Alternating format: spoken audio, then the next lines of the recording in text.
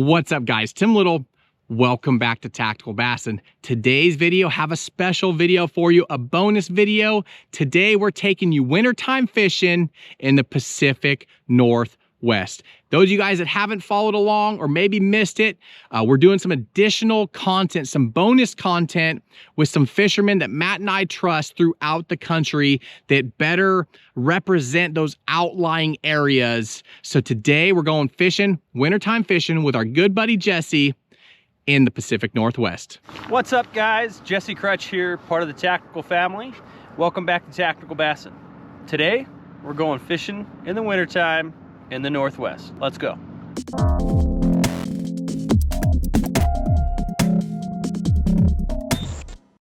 So a lot of you guys may or may not know that I live in the Pacific Northwest, and during the winter we don't necessarily always have the same opportunities to fish some of those shallower techniques like speed cranking, jerk baits, things like that. So we're forced to go a lot deeper than what many guys think is, plausible for some of these fish. It's not uncommon to fish 50, 60, 70 plus feet, in the wintertime. I think the deepest I've been on a school of fish is 120 feet. So one thing that we do a lot in the winter is dragging bottom. And today's video is all about that. Those bottom contact baits where you don't need forward facing sonar. You can turn your graphs, you don't need, any of that stuff. You can turn your graphs to just off and do it. You can use side imaging, down imaging, or even just your contour maps if you've got that.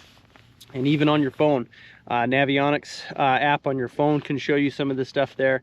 But the most important thing about wintertime fishing in the Northwest, or even in northern lakes where we have to go deep on this, is being able to feel bottom.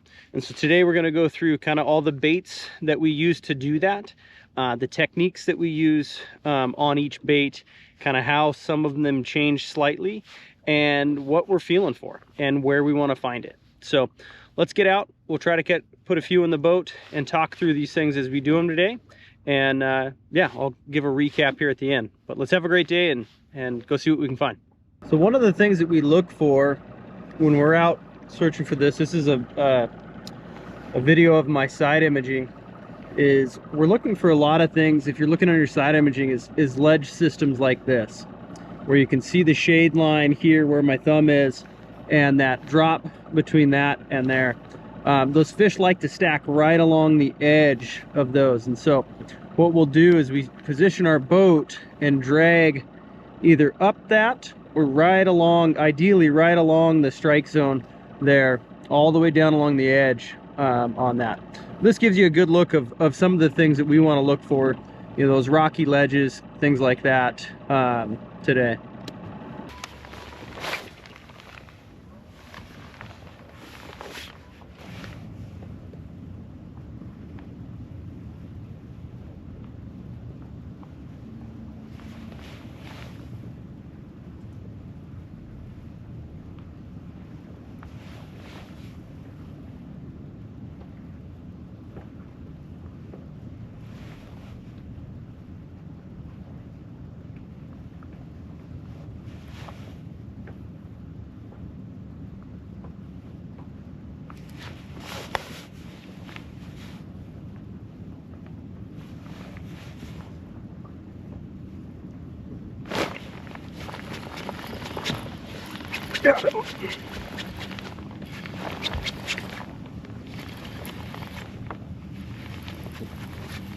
Ooh, that's a good one.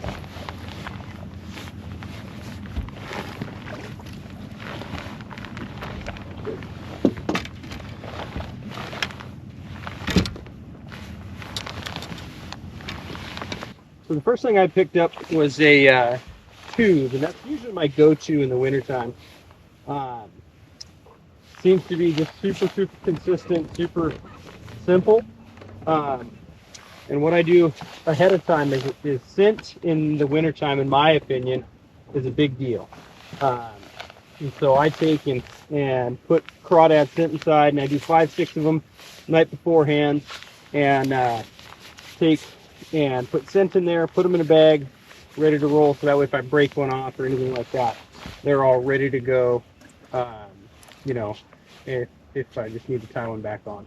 So, and then technique for dragging is you cast out along your ledge or your boulder field, or you know, whatever we're in, and the key is to go slow. You know, Matt and Tim talk about it all the time. In the wintertime, go slow. And when you think you're going slow, go slower. And when you think you're going slower, go as absolutely painfully slow as possible, because the key is to feel bottom. You want to feel every rock that's down there. You know, you want to feel it coming over the tops of those rocks, because what'll happen is you'll be just barely moving it down there, and all of a sudden, you know, it'll go thunk. Or the other bite that you get in the wintertime a lot of times is just additional pressure. You know, it doesn't feel like anything. You'll get just kind of that mushy feeling.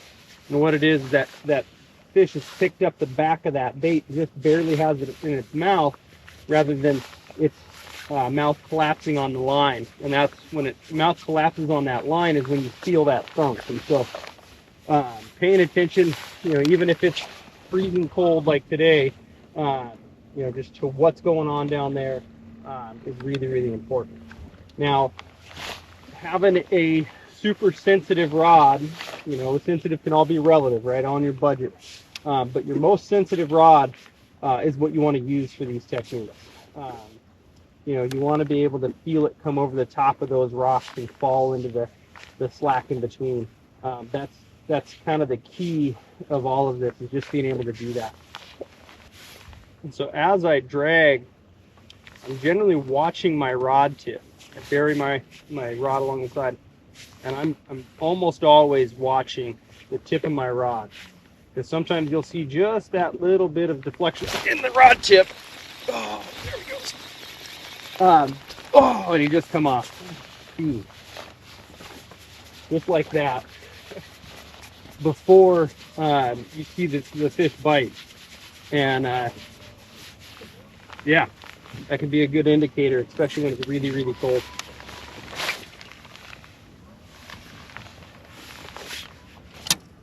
Just missed me as I'm talking.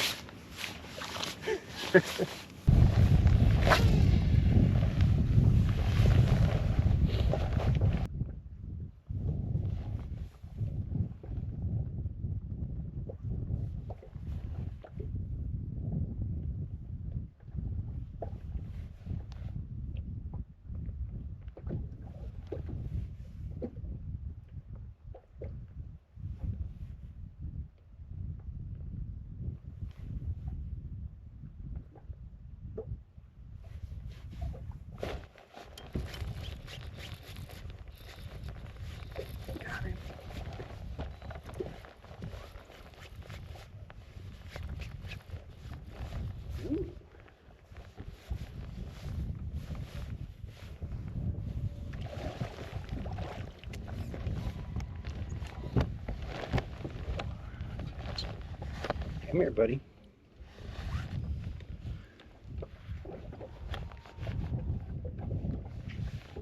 There you go. A nice one.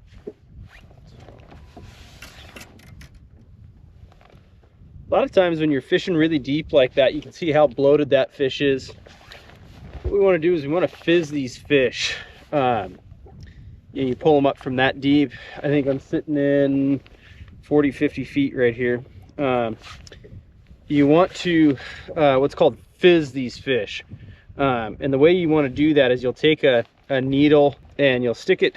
What I do is I line up with this pectoral fin here. He's actually given us a perfect example. We'll take this pec fin, go straight in line off the back of that, and we'll count back to 1, 2, 3, 4 dorsal fin there, and we go line that pec fin up, and that fourth one we're going to pick a scale, and we essentially get it right under that scale there. Then we turn it and poke it straight in until we hit that air bladder and let all that air out. So they have enough pressure to get back down. In the winter like this, when you're fishing really deep, a lot of these fish, if you just kick them loose, will end up not being able to get back to the bottom, and they end up dying. So fish care is really, really important if you're going to fish really deep and drag and pull them off the bottom like this, making sure that we can keep catching these ones for years to come.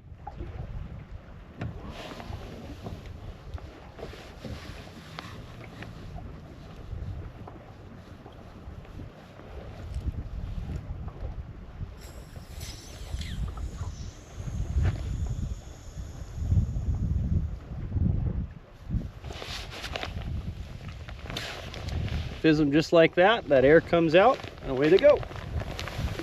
So when we talk fizzing those fish, it's not a really complicated process. What I usually go down to is the feed store or something like that. And I don't know if you can see that, but that's a needle that they have at these feed stores for horses. And so it's just a large gauge needle that you can take, and it allows enough air to come through. If you get anything in there or anything like that, you just take and blow it out, and you're good to go. But they're like 16 cents a piece at most of your feed stores, maybe a little more where you guys are. But you know, I usually carry 5-6 of them on my boat at a time. If I lose one, I just grab a new one and use it. But in the winter time and in the middle of the summer, when we get really deep, it just really is important to you know, take care of those fish. So yeah, hope that helps. Super simple. So another thing to point out here, what we're looking for on side imaging on stuff like that is, this is a big flat where I'm at here, and you can see the difference between the isolated rock that I just circled there with my finger and the rest of the pea gravel around it. Those are prime examples of things you want to look for as you're idling through. In the wintertime, the bass will really sit on stuff like that because it holds that heat in the middle of the cold winter.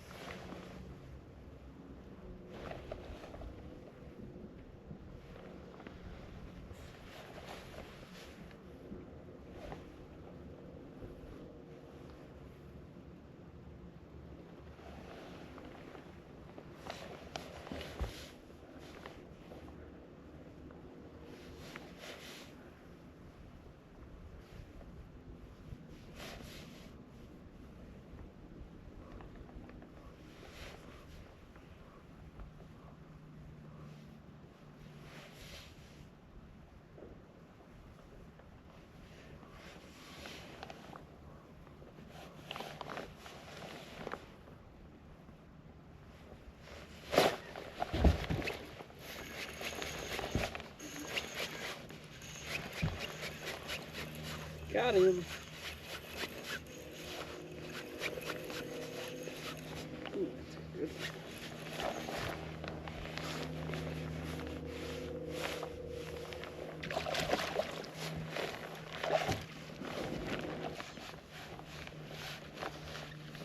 Come on. There we go. He is pale. Down there real deep. Just taking and dragging that tube, that big heavy tube down the bottom. Again, feeling for all those rocks. Just each individual rock is what you want to feel. And as that one bit right as it came over the top of one there and it started to fall, he whack hit that thing. So we'll get him fizzed. I know he's kind of bloated here as well. Get him fizzed and sent back down and see if we can pick up a couple more.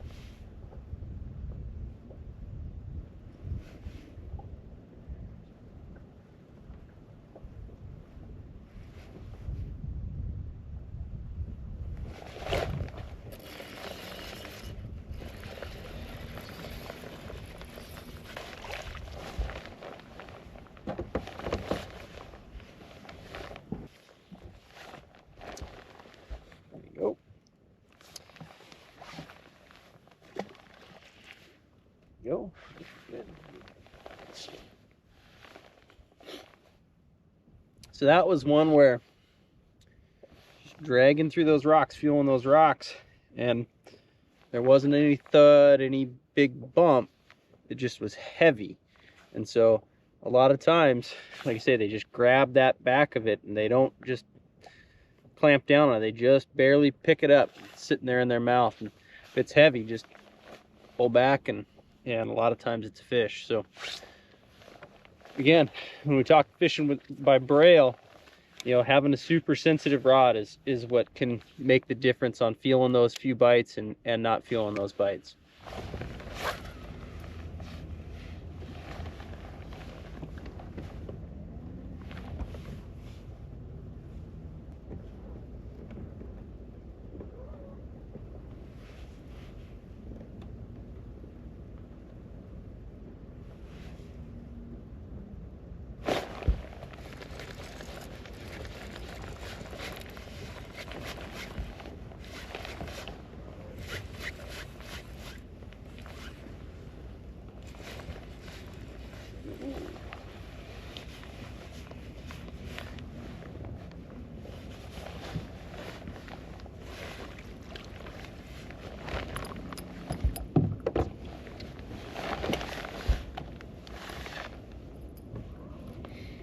Go.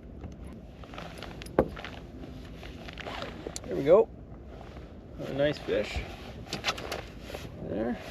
We'll get him back in the water. And yeah. So that last fish came on a tailspin, but a little different than what most people do with a tailspin. In the wintertime, you know, Tim just did a video on, you know, heavy metal baits and things like that. I take and drag a tailspin on the bottom, just like a jig or a tube or any of the other baits that we're using today. This is that Jackal, I believe it's called the Daracoup, but just taking that thing and just dragging it on the bottom through those rocks, feeling the rocks, barely moving it. But what that does is that blade just barely moves and ticks the rocks. And I think sometimes that little bit of metal sound hitting the rocks really draws in a lot of fish. So something that's totally different, unique out here. There's a lot of lakes around here that dragging tailspins on the bottom for smallmouth in those cold months is really, really effective. And it tends to catch a lot of really big fish. So something, you know, a little bit of a sneaky technique, but yeah, give it a shot. Yeah, I think so too. But I just need a couple extra fish catches, you know what I mean? Oh, dude, yep, one-handed sitting here like an idiot.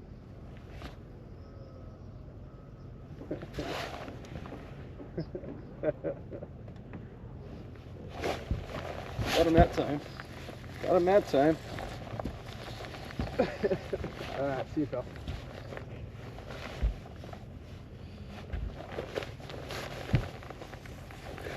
Catching fish on the phone. It's a good one, too.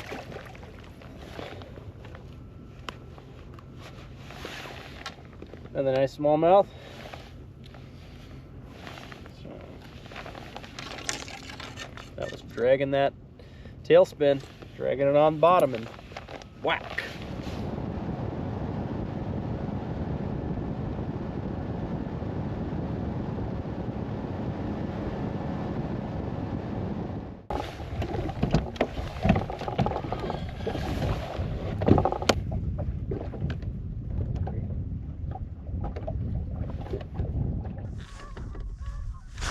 Oh no!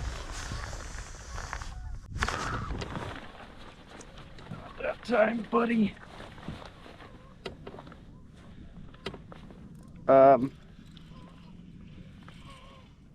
Whatever I got is big.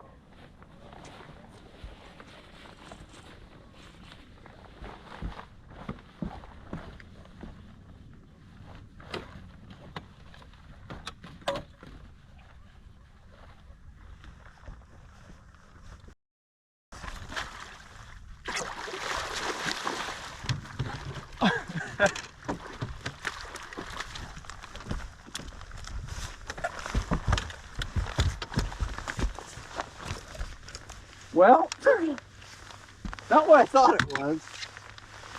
And not really what we're shooting for today, but that's a good one.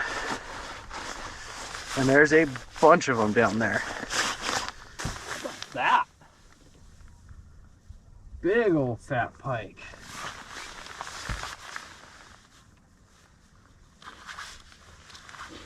That's something fun that we get out here that not a lot of places have. The downside is usually I don't get as lucky as I got there. I know I didn't get a video in the net, but a lot of times you swing and it just goes limp, and then there goes your bait. So pretty cool. Must be a big school of them down there. Yeah, pretty neat. Something you don't see on a whole lot of videos. So I'll get them back in the water.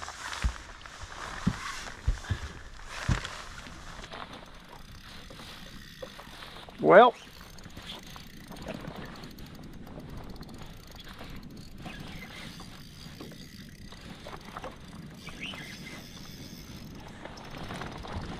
I didn't get the hook set on camera for you guys, but we got something big. Realized it wasn't. Oh, this is gonna be interesting.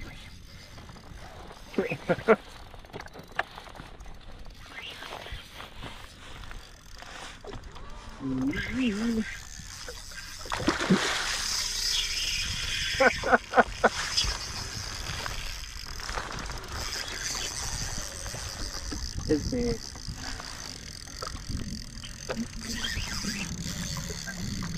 I might get a bigger than that.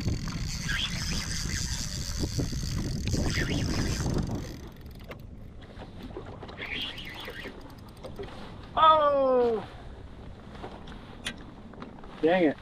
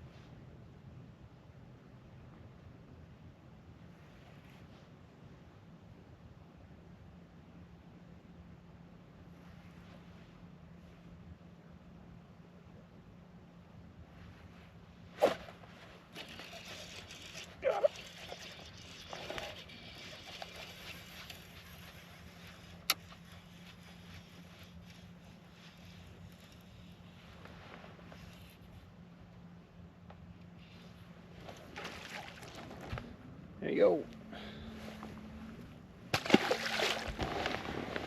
So that one was on hula grub and just a football jig. In the winter time, most of what we do when it's really deep and rocky like this is you're just, you know, feeling for everything you can down there and just taking your time. You know, it's pretty boring at times when you're just sitting here dragging and dragging and dragging. It seems like nothing's happening, and then all of a sudden you feel it come up over a rock and whack.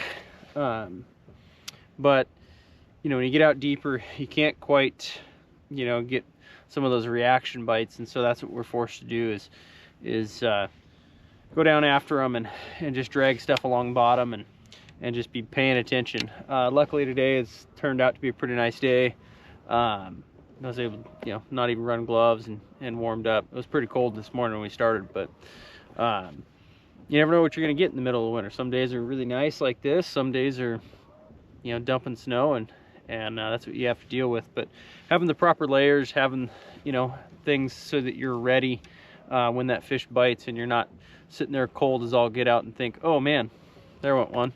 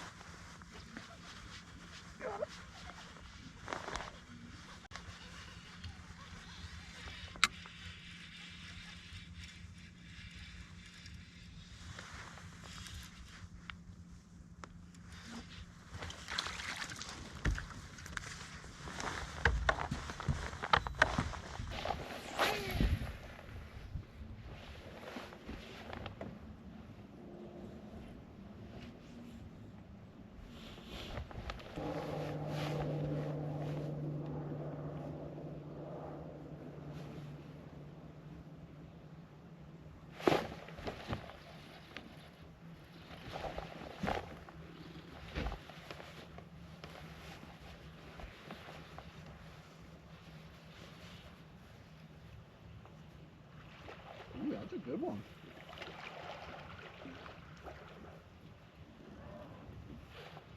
I like it.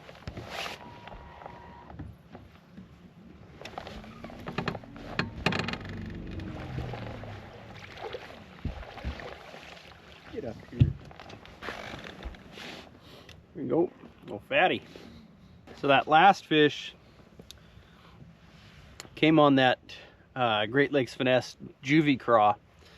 If I'm throwing a little bigger profile craw or tube, you know, either like that hula grub or, you know, that poor boy's tube that I've been throwing, and I'm getting short struck, so, you know, getting those bites, but you swing and there's nothing there, I usually will swap and go downsize to that, and that really seems like, for whatever reason, you know, being that smaller profile, they actually get it a lot better. So, and the cool thing, you know, is on some lakes or some spots in certain lakes where there's wood, you can take that hook, and instead of having it exposed like that, you can take that hook, and they give you just enough in that bait, just enough meat that you can leave it to where it's exposed like that, and it really becomes weedless. So dragging it through logs and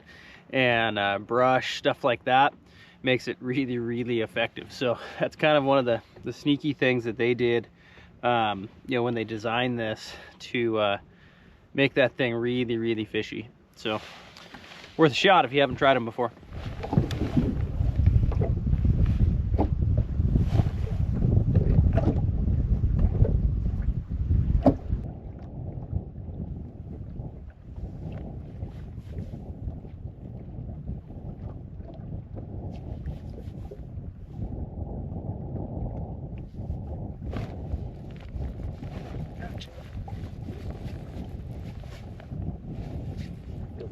Fish.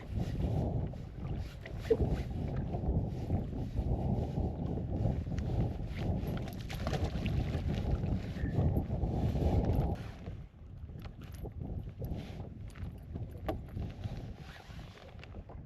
we go.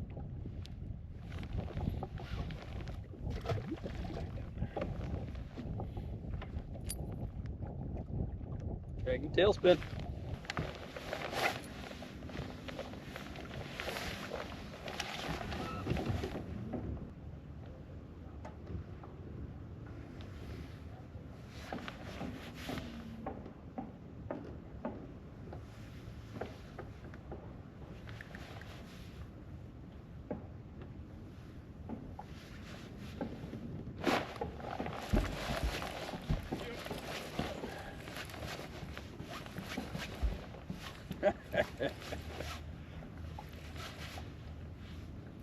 That feels like a nice fish.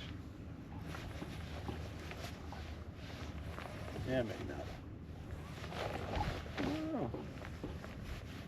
Ah, you got that. There we go.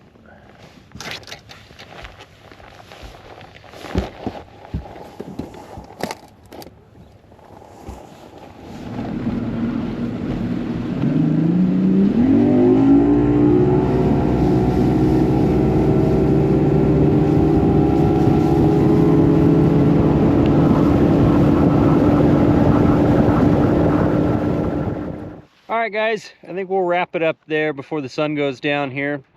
But to kind of recap today, everything's about, in this type of fishing in the winter up here in these deep water lakes for smallmouth and even largemouth, is that bottom contact. You know, finding those main lake points that have, you know, those rock ledges or isolated boulders on them, or flats with those isolated rock outcroppings, or even those standalone timber on some lakes. That structure that those fish sit on, being able to just drag stuff nice and slow past them, and feeling for every, you know, rock or log or whatever is down there, and just anticipating that bite. A couple of things that I wanted to touch on is when it gets really cold like this, having the right gear, you know, dressing in proper layers, wearing gloves like these AFCO helm gloves really help to make it to where when you do get that bite that you're ready for it. You know, you don't always get a ton of bites out here in the wintertime, but you know, usually the ones you do get are pretty good sized fish. So having, you know, things that keep you warm, paying attention, so that way, you know, if you do pull it over that boulder and it thunks it on the backside, you're ready to go, are really big keys. So today, a couple of baits that really produced for us were that jackal tailspin, dragging that on bottom like I showed you guys. A little different than what most people do. Again, most people will, you know, like Tim went over, steady retrieve or hopping it, but I found that a lot of times just dragging it along is the best way to do that. So the other two that did a lot of work for us today was that poor boy's tube and that 3/4 ounce head, because we were going so deep, and then the Great Lakes Finesse juvie craw. Just a small little compact craw tube, super good and effective, you know, for pretty much any time of year, but especially in the winter months, you know, when they're short striking stuff, really kind of helps get a lot of bites. So we'll link all the rods and baits that we used today in the description. Hope you guys enjoyed another one up here in the Northwest. I'll have a few more throughout the year for you guys coming up, but we'll look forward to seeing you. Hit like, subscribe, and we'll see you next time.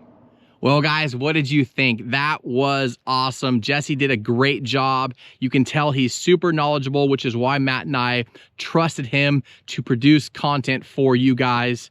He's a good friend of ours. He's a great fisherman, a guide, and has a ton of knowledge. But an awesome video. But how awesome was that lake? How pretty was that? Makes me a little bit jealous, missing those snow-covered mountains, but an awesome video. Guys, do us a favor. If you like that video, give us a thumbs up, and hopefully we'll get a few more videos, a couple more videos this year out of Jesse. He does such a great job and fishes some amazing fisheries. Guys, if you like this video, you enjoyed it, hit that like button, subscribe to the channel, and we will see you guys on the next video.